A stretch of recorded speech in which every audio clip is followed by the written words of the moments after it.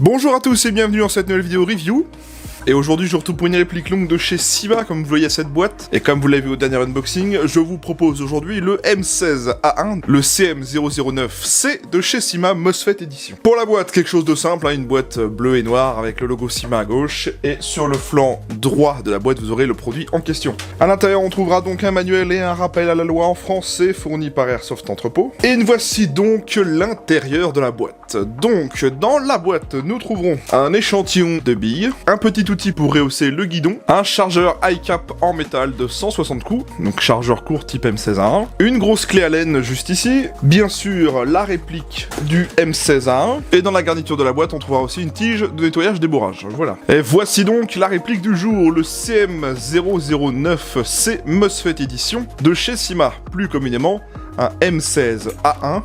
Donc le M16 type guerre du Vietnam. Ça faisait déjà un petit moment que j'avais envie de présenter un M16A1 sur cette chaîne, et ben aujourd'hui ça va être chose faite, donc allons-y. Bien, on va faire l'historique de l'arme pour commencer, comme d'habitude, ça ne déroge pas à la règle. Le M16 est le fusil d'assaut standard de l'armée américaine, actuellement l'US Army utilise la version A4. Issu d'un développement difficile, le M16 est la version militaire de l'AR-15, un fusil achevé par Armalite en 1958. Si la munition a constitué un indéniable succès, la première version du M16, le M16A1, présentait de nombreux défauts. Sa relative complexité constituant sans doute son principal handicap. Les premiers exemplaires envoyés au Vietnam possédaient un cache-flamme qui dispersait une partie des gaz directement vers le sol, ce qui pouvait soulever un nuage de poussière en tir couché. Celui-ci incommodait le tireur et le rendait plus facilement repérable par son ennemi. Un autre souci rencontré sur le terrain fut lié à la poudre utilisée dans les cartouches. Lors de la mise au point du fusil, les cartouches utilisées comprenaient une poudre de haute qualité, laissant très peu de résidus. Les besoins importants en temps de guerre amenèrent les fabricants à employer une poudre de moindre qualité, laissant un résidu qui lubrifiait l'arme quand elle était chaude. Celle-ci avait alors tendance à s'emballer et à chauffer jusqu'à rupture d'une pièce. Lors du refroidissement, le résidu durcissait, bloquant complètement le mécanisme. Cette poudre présentait également une courbe de pression plus aiguë que celle de la version initiale, ce qui diminuait la précision et mettait le mécanisme à rude épreuve. Le phénomène fut d'autant plus sensible que Cole présentait le M16 comme une arme ne nécessitant que peu d'entretien et la livrait sans kit de nettoyage. Entre 67 et 70, le M16A1 fut doté d'un canon et d'une culasse chromée pour faciliter l'entretien. Des kits de nettoyage furent distribués, l'arme fut même modifiée pour permettre de ranger le kit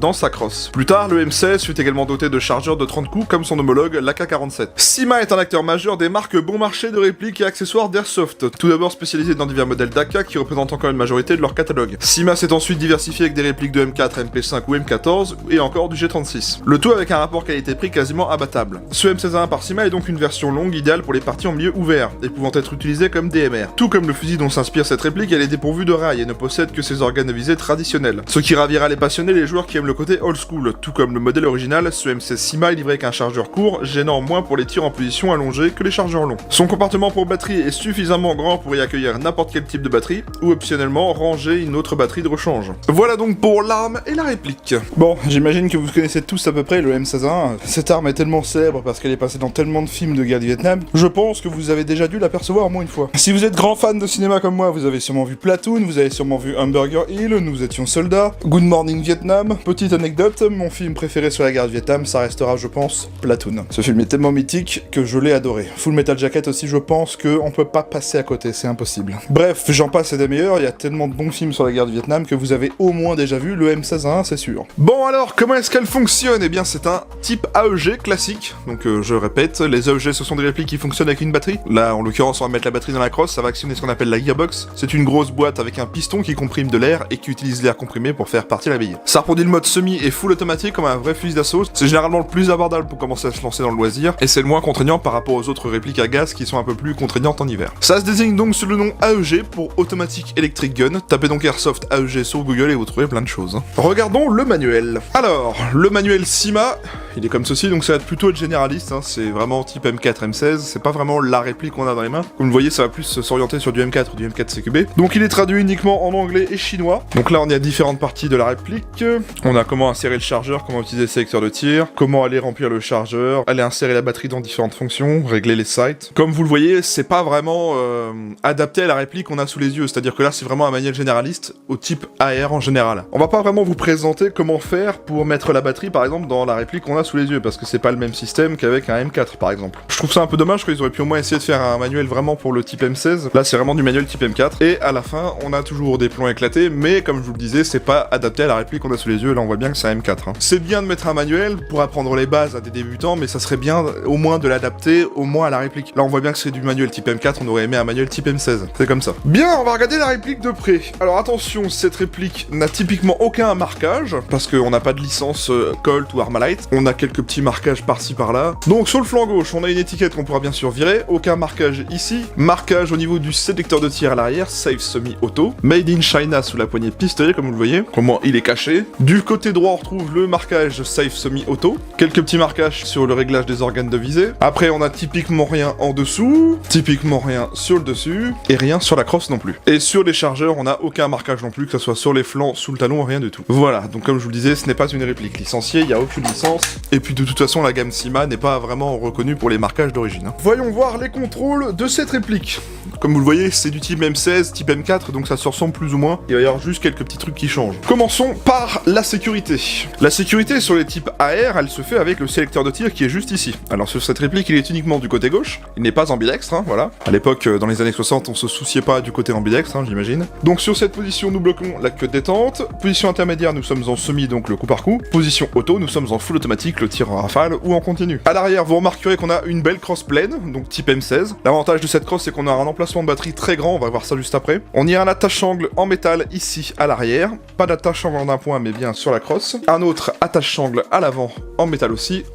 En dessous du canon, à ce niveau-là, au niveau du garde-main. Pour éjecter le chargeur sur cette réplique, ça va se faire avec le back catch juste ici, donc comme sur les M4. On appuie dessus et on sort le chargeur.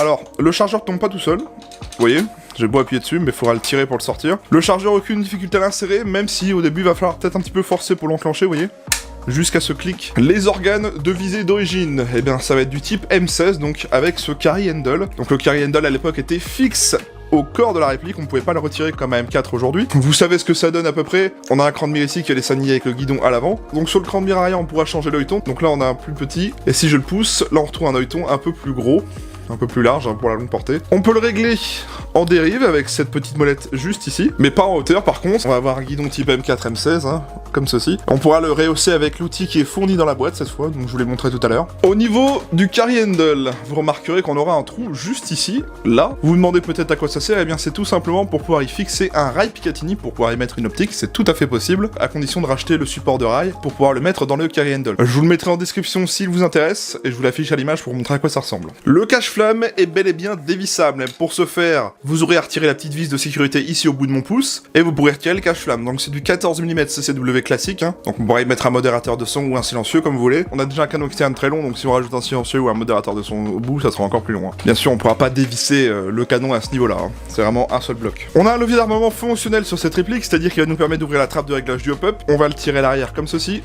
Hop, on le met à fond, et vous voyez que ça ouvre la trappe de réglage du hop-up, et ça bloque même le réglage hop-up. On va voir ça après. Le ball catch est fonctionnel, ce bouton-ci, il va nous permettre de refermer la trappe de réglage.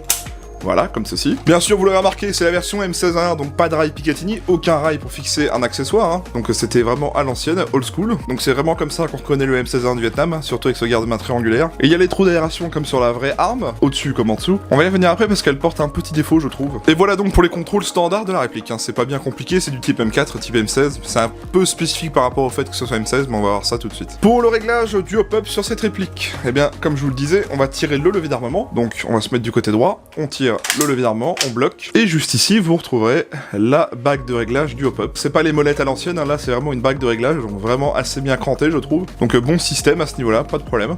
Pas de démontage à faire, rien. Et dès que vous avez réglé le hop-up, on appuie sur le ball catch du côté gauche, et ça referme la trappe, voilà. L'emplacement de batterie, ça va se faire dans la crosse comme vous vous en doutez, et pour y accéder c'est pas bien compliqué, par contre il nous faudra spécifiquement un outil, parce que comme vous le voyez ici, on a une vis pour tournevis à tête plate, hein. Donc voilà, donc il faudra dévisser légèrement cette vis et on pourra retirer la plaque de couche pour aller y mettre la batterie, donc c'est ce qu'on va faire. Donc voilà, une fois qu'on a retiré la plaque de couche, vous voyez on pourra la décaler comme ceci, et donc là on a un bel espace de batterie, parce qu'en fait la crosse est vraiment vide, et là on trouve une connectique Tedin, s'il vous plaît, d'origine sur cette réplique. Oui, ils ont pensé à mettre une connectique Tedin parce que on a bel et bien un petit MOSFET dans cette réplique. Emplacement de batterie, c'est pas bien compliqué, alors je peux mettre 2 batteries sans problème dans la réplique, et je peux stocker 2 batteries, il y a vraiment la place, hein, c'est pas un problème. Pour vous donner une idée à quel point on peut mettre une grosse batterie là-dedans, c'est tout à fait possible. Bon, on va y faire un petit test de tir à vide. On va commencer avec une petite 7.4, parce que cette réplique a bel et bien un MOSFET, mais n'est pas dite vraiment dite ready 11.1 en tout cas. Comme je vous le disais, on a un petit MOSFET, donc on va entendre un petit son comme quoi la batterie a été détectée. Voilà, on l'a entendu, c'est tout petit, hein, on n'entend pas beaucoup. Voyons voir ce que ça donne en 7.4 pour commencer. Et donc comme on a un MOSFET, on n'a aucun switch mécanique, c'est vraiment une queue détente électronique, on n'a aucune résistance, c'est très filant. Donc allons-y, ça part d'ici. À là. Donc voilà, le tir se fait vraiment en fond de course. Et vous voyez, on a une queue détente électronique, donc c'est vraiment très petit au niveau du trigger reset. Vous voyez, pour une 7.4, ça marche quand même plutôt bien. En full, qu'est-ce que ça donne ?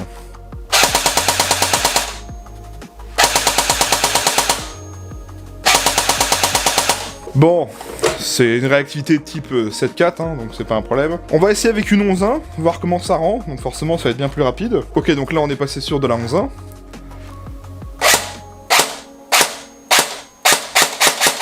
Donc oui, hein, ça marche bien mieux, mais par contre, bon, ça va solliciter un peu plus le câblage, etc. Et puis la mécanique en elle-même. En full...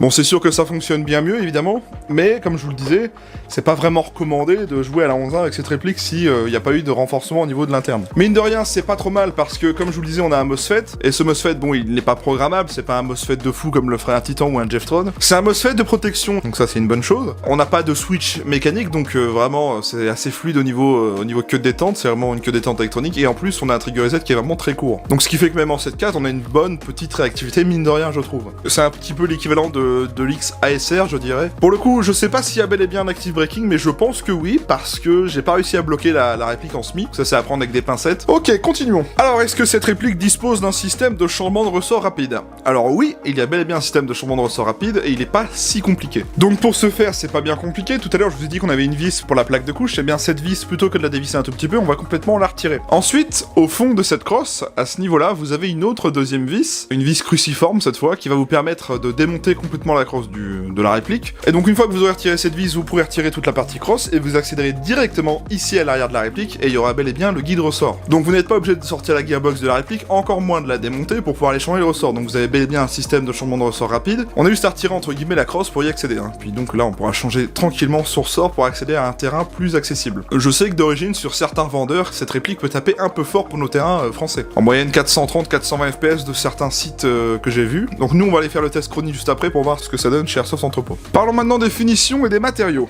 Alors, cette réplique, comme la vraie arme, elle comporte beaucoup de plastique. Pourquoi? Ben parce que déjà, la vraie arme est comme ça, comme je viens de vous le dire, mais pour détailler vraiment sur cette réplique, on va avoir du plastique au niveau du garde-main. Toute la partie garde-main est en plastique, donc voilà. La crosse, elle aussi, et la poignée pistolet. Ce sera les seules parties plastiques qu'on trouvera sur la réplique. Pour le reste, que ce soit ponté, queue détente, sélecteur de tir, ball catch, chargeur, lower, upper, carry handle, organe de visée, canon externe, cache-flamme, attache-sangle, levier d'armement, tout cela est en métal. Ça fait qu'on a une réplique qui pèse 2600 grammes à peu près, donc ça fait quand même un poids certain dans les mains, ça fait pas jouet. J'aimerais noter quelque chose quand même, la partie garde-main pouvait me sembler un peu fragile. Pourquoi? Parce que déjà on sent que c'est un plastique ABS, mais un peu durci, c'est-à-dire que je garantis pas qu'il survive à une chute, et encore moins à une chute d'un joueur sur la réplique en elle-même. Je pense qu'on peut facilement casser cette réplique, hein. Mais en plus, vous remarquerez que par souci de réalisme, ils ont reproduit les trous d'aération, donc ça c'est bien. Vous remarquerez que la moulure passe pile poil au milieu de ces trous d'aération, donc ça peut rendre la réplique un peu plus fragile encore plus. Sinon en termes de reste, que ça soit au niveau des métaux, il n'y a pas de bavure, il n'y a pas de traces de moulure, il n'y a rien, ça c'est très bien. Le chargeur, il n'y a pas de jeu. La crosse, elle ne fait aucun bruit, il n'y a pas de jeu, c'est pas le problème. Mais pareil, c'est le même plastique que le garde-main, mais sinon, à part ça, honnêtement, ça reste convenable. Les métaux sont franchement de bonne qualité. C'est le seul truc qui me ferait un peu peur, c'est les plastiques. Ça grince pas quand on le manipule, c'est pas comme le FAMAS Marui par exemple. Je dirais que les plastiques ont tendance à être fragiles quand même, surtout si on a une chute avec la réplique. réplique. Voilà, ça c'est que mon avis, sinon à part ça, RAS. On va maintenant parler des specs techniques de la réplique. Alors c'est une réplique de calibre 6 mm à propulsion AEG, disposant des modes de tir sécurité, semi et full automatique. Annoncée par le fabricant à la 0,20 à 395 fps, donc ça représente à peu près un Joule 4 ou un Joule 3 je crois, enfin moi les Joules ça fait 2. Elle fait une longueur de 995 mm, la longueur de son canon interne est de 495 mm et c'est un 6.03 d'origine. Elle pèse 2670 grammes, elle dispose bien du hop-up réglable, elle ne dispose pas du blowback, elle dispose bien d'un MOSFET d'origine, elle dispose bien d'un système de changement de ressort rapide, sa connectique est une TEDIN d'origine, son chargeur est un iCap de 160 billes en métal, elle est de couleur noire et c'est fabriqué par Syma. On a fait le tour de la réplique, on va aller au test chronie et au test de tir et je vous retrouve juste après.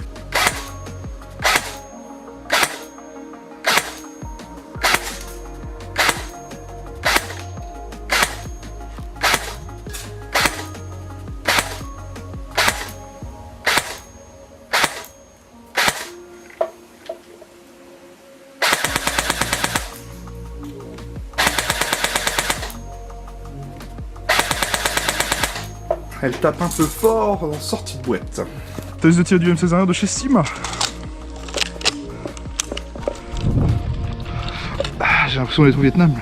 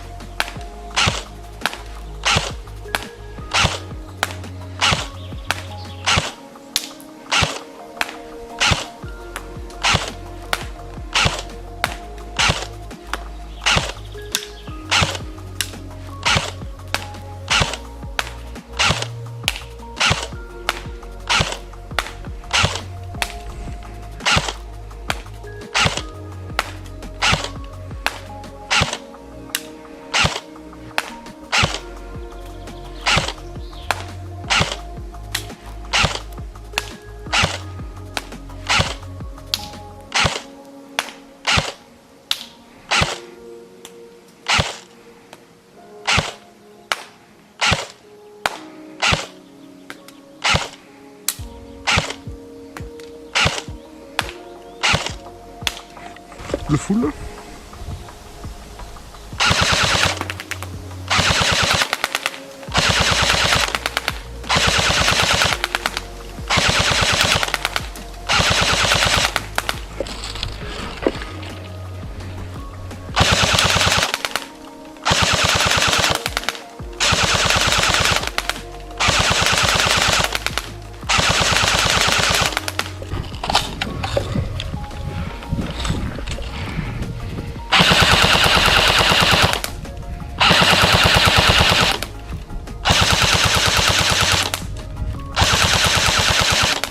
Elle fait le café comme on dit.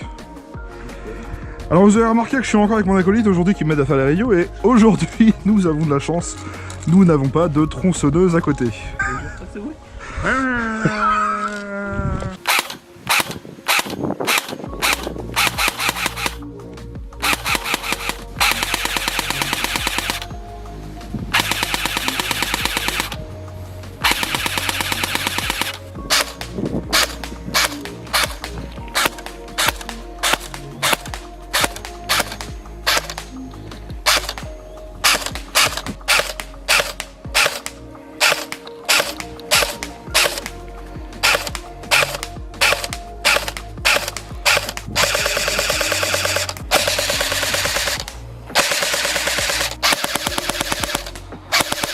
Je ressors donc du test de tir, alors que vous dire? Honnêtement, c'est fonctionnel, j'ai pas eu de problème particulier. On touche sa cible correctement à peu près à 40-45 mètres. On peut jouer en sortie de boîte avec cette réplique. Le hop-up, rien à signaler. La réactivité en 7 cut, bon, c'est quand même assez... c'est pas un truc ultra réactif, mais ça fonctionne. Honnêtement, si vous comptez acheter cette réplique pour jouer avec d'origine, oui, c'est tout à fait possible. Au niveau finition, comme je vous l'ai dit, la seule chose qui m'inquiéterait sur cette réplique, c'est les plastiques. Attention, je dis que ça m'inquiéterait par rapport à une chute avec la réplique, par exemple. Au-delà de ça, ça reste une réplique tout à fait convenable hein, pour faire de l'airsoft, hein, c'est pas le problème. Elle est jouable, on peut peut-être encore améliorer les perfs en changeant le canon joint et le bloc up, mais pour moi c'est très suffisant en sortie de boîte en tout cas. Et vous allez voir qu'au niveau du prix, ce n'est pas abusé non plus. Mon avis sur cette réplique, elle est jouable en sortie de boîte pour aller faire la pratique de l'airsoft. Donc oui, c'est une bonne réplique. Alors, parlons maintenant du prix de cette réplique. Alors, sur le site de mon partenaire Airsoft Entrepôt, cette réplique est à vendre à 214,90 €.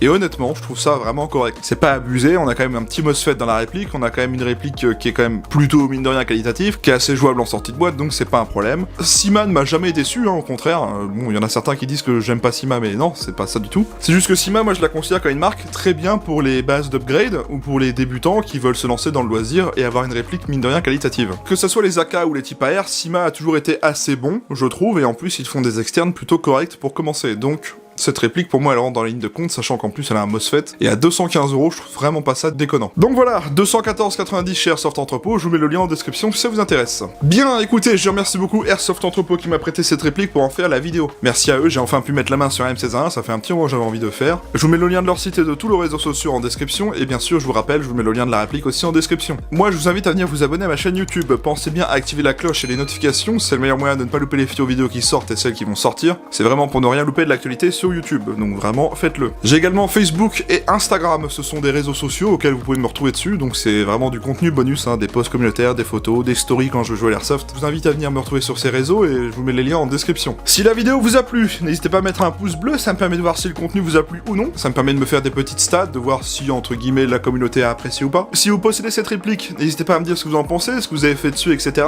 Donc ça peut toujours être intéressant pour les futurs acheteurs, hein. Ça leur permet aussi de se donner un autre avis. Échangez dans la partie commentaire, je vous incite vraiment à le faire, c'est vraiment là pour ça. Donc. Bien, et ben c'est donc la fin de cette vidéo, j'espère que ça vous a plu. Je vous retrouve la semaine prochaine pour une autre review. D'ici là, prenez soin de vous, bon week-end, portez-vous bien, et salut à tous.